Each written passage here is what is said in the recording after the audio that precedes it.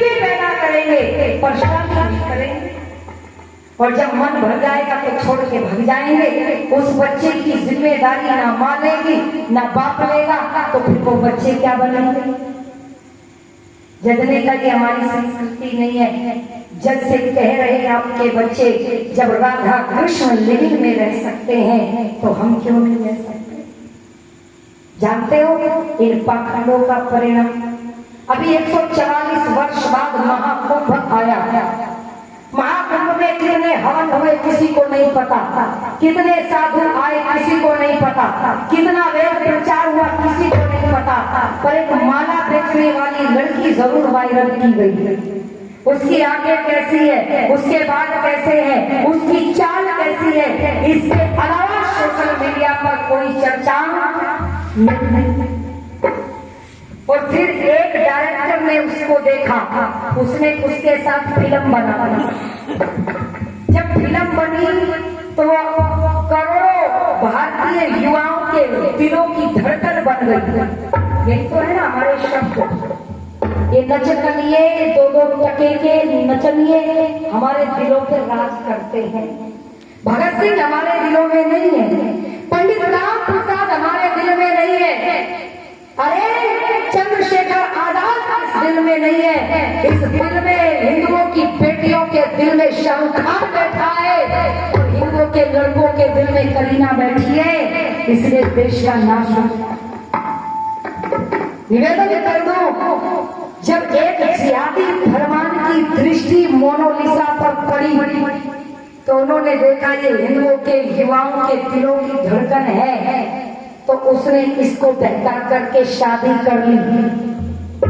जब उसके साथ शादी हुई तो फिर उसकी ट्रोलिंग शुरू हुई, और जब ट्रोल उसको किया तो वो आकर के कैमरे पर बोली, और वो कैमरे पर क्या बोली? प्यार भारत में पहली बार नहीं हुआ, इससे पहले भी हुआ है, पर लोगों ने मुझे ही परेशान किया है, और मैं तो कृष्ण की भक्तन हूँ। और जब राधा ने कृष्ण से प्रेम किया था तो राधा ने ये थोड़ी पूछा था कि कान्हा तू हिंदू है या मुसलमान है। एक कृष्ण के नाम पर रोटियां खाने वाले चुप बैठे हुए, किसी की हिम्मत नहीं हुई इसके मुंह पर तमाचा मार करके पूछ ले, तुझे प्यार करना है तो तू कर, तुझे कुएं में पड़ना है तो कर, और तू अपने चक्कर में हमारे महापुरुषों को बदनाम मत कर। तू जिस काल की बात कर रही है उस काल में मुसलमान थे नहीं। पहली बात। दूसरी बात, राधा नाम की किसी प्रेमिका से मेरे भगवान श्री कृष्ण का कोई संबंध ही नहीं था। तू राधा के साथ नाम जोड़ करके अपनी अय्यासियों को परमिट मत दे।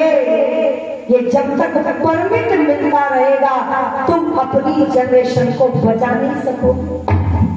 इसलिए जब भी कोई कथावाचक आकर के तुम्हें राधा और कृष्ण नचाए तो उनके ऊपर पैसों की बौछार मत किया करो, उनके सामने खड़े हो जाया करो।